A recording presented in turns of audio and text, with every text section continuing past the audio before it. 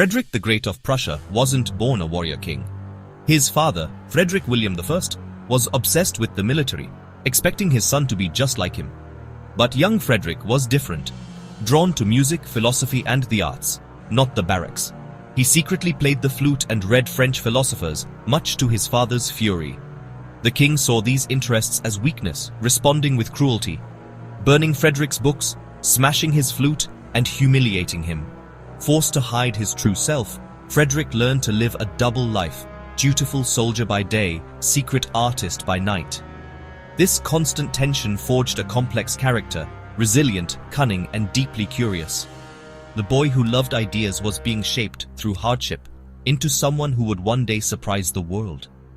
In a kingdom of soldiers, Frederick's spirit refused to be crushed. The seeds of greatness were sown not on the parade ground, but in the quiet moments of rebellion. This was the unlikely beginning of Frederick the Great. At 18, Frederick tried to escape his father's tyranny with his friend Hans von Katte, planning to flee to Britain. The plot failed, both were captured and branded traitors.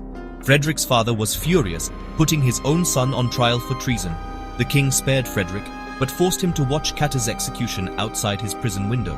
This trauma shattered the idealistic prince, teaching him the brutal reality of power.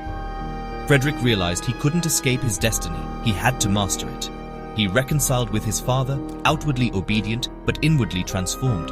The experience forged a new resolve. Frederick would become the king his father demanded, but on his own terms. The romantic dreamer was gone. In his place stood a calculating survivor. The fire of tragedy had hardened him for the challenges ahead. Frederick was ready to seize his future. In 1740, Frederick became king. Europe expected a gentle philosopher, not a conqueror. But when the Habsburg emperor died, Frederick seized the moment, marching his army into Silesia without warning. It was a bold, ruthless move that stunned Europe. The War of the Austrian Succession erupted, and Frederick proved a military genius. He led his troops personally, using speed and innovative tactics to win battles against the odds. Prussia's army, drilled by his father, became an unstoppable force under Frederick's command. By 1742, he had doubled Prussia's population and wealth, forcing Austria to cede Silesia. The world saw the transformation. The flute-playing prince was now Frederick the Great. He had rewritten the rules of power in Europe. Prussia was no longer a minor state. It was a force to be reckoned with. Austria, France, and Russia united to destroy Prussia. But Frederick struck first, launching the 7 Years' War. Outnumbered and surrounded, Prussia faced annihilation. Frederick's leadership and daring tactics led to legendary victories at Rossbach and Leuthen, defeating much larger armies. The war was brutal. Prussia was invaded, Berlin occupied, and Frederick nearly lost hope. But his resilience and the discipline of his troops kept Prussia alive. A stroke of luck. The Russian Tsarina died, and her successor withdrew from the war. The coalition collapsed. Prussia survived and kept Silesia.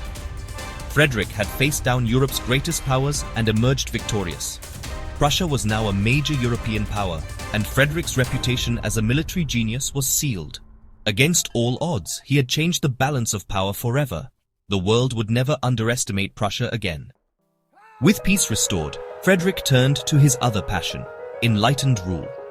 He called himself the first servant of the state, reforming Prussia's laws, abolishing torture, and promoting religious tolerance.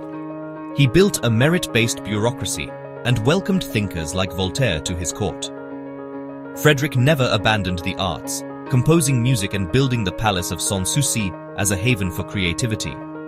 Under his reign, Prussia became a model of efficient government and cultural achievement. When he died in 1786, he left behind a transformed kingdom, a great power shaped by both war and reason. Frederick's legacy is a study in contrasts, ruthless conqueror and enlightened reformer. He proved a ruler could be both a man of action and a man of ideas. Frederick the Great set a new standard for kingship, forever changing Europe's destiny. His story endures, a testament to the power of resilience, intellect, and vision.